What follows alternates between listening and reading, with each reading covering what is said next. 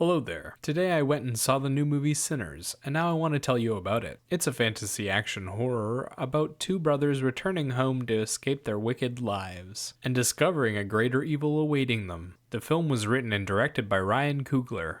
It stars Michael B. Jordan, Jack O'Connell, Miles Catton, and Delroy Lindo. Okay, so this film is like From Dusk Till Dawn, but in the 20s instead of the 90s. Two twin brothers called Smoke and Stack return home after working with Al Capone and buy a mill to start their own speakeasy. They rush around town meeting with locals and securing supplies for their opening night, and then put on a grand show to open up. While the party is thumping, a few strangers appear at the door and ask to be let in. From there, the horror elements of the story begin, and the people in the bar are terrorized by the great evil outside. They get picked off one by one until the people inside decide to confront the evil outside. It ends with a big battle and a confrontation between the survivors and the villain. For positives, the cast does a decent job with their roles. The visual journey is fairly well done, and has an exciting second half. And the soundtrack is filled with entertaining music.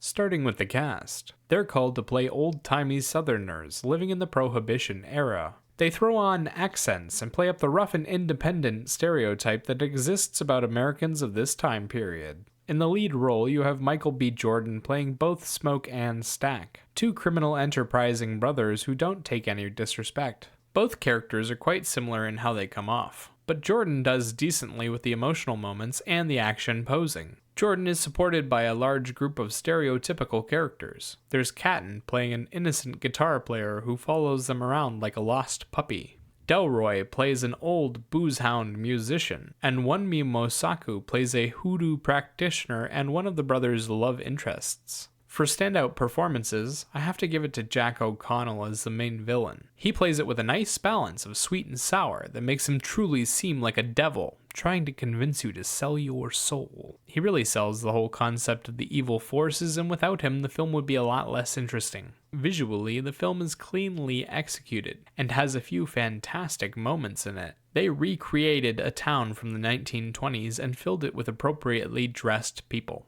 They then move on to a speakeasy set and proceed to shoot a solid slasher horror. The characters get drawn out one by one and killed, and then eventually there's an all-out brawl between the survivors and the monsters. For big moments, they had musical numbers, a lot of gory action, and a few visual spectacles that involved pyrotechnics. Big musical numbers involve large groups of extras dancing and singing and bits of metaphorical imagery. They're fun scenes that get the blood pumping and come with some trippy visuals. The action is your standard horror stuff. Characters stabbing one another, getting bitten by monsters, and a few basic gunshots. The wounds are fairly gory but realistic, and the action is straightforward and cleanly filmed. They did struggle a little when it came time for Michael B. Jordan's characters to fight one another, but they did well enough that it wasn't a deal breaker. Sound-wise, the film uses a healthy mixture of blues and country with little infusions of rap, techno, and hip-hop. There's also basic instrumentals during tense moments to help build out the scenery and support the emotional journey. The music comes often, is a big focus of the film, and is highly entertaining. They even have big musical numbers where the characters sing and dance. The music gives the film a southern vibe, and a lot of flavor. On the negative side of things, the story plays fast and loose with the few rules it gives you, and it does whatever it wants with no regard to structure or pacing. They explain very little of what's actually going on, but spend forever setting up elements that don't matter. The film starts off as an old gangster film with overt themes of racism. It plays with that setting and the themes for about an hour until they get the bar set up and running. Then it switches gear completely. The second half of the film goes into horror mode, but doesn't really use anything from the first half, aside from the characters. They don't use any of the relationships or the information. It was all just a way to get you to the scenario. The horror elements are used cheaply and are just kind of thrown at you with very little explanation or build-up. They just appear and it's like, okay, we're doing this now. They run through the characters quickly and then jump headfirst into the climax.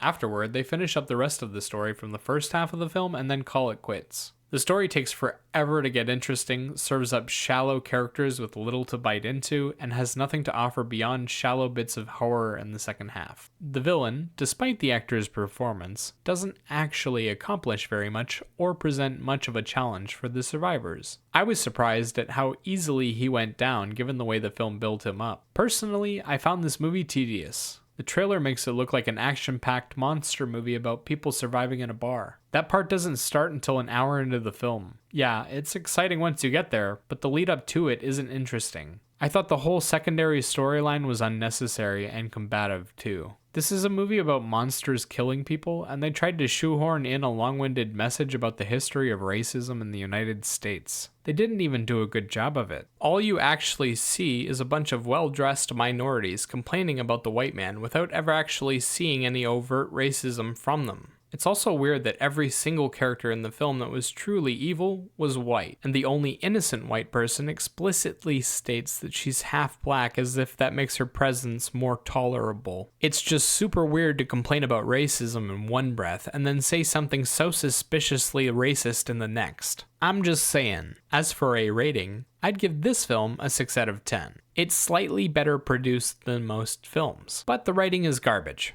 I'm truly surprised at other people's reaction to this film, but perhaps this year has just lowered everyone's standards. Thanks for checking out my channel and listening to my thoughts. If you have any thoughts you want to share with me, let me know in the comments below. Bye-bye!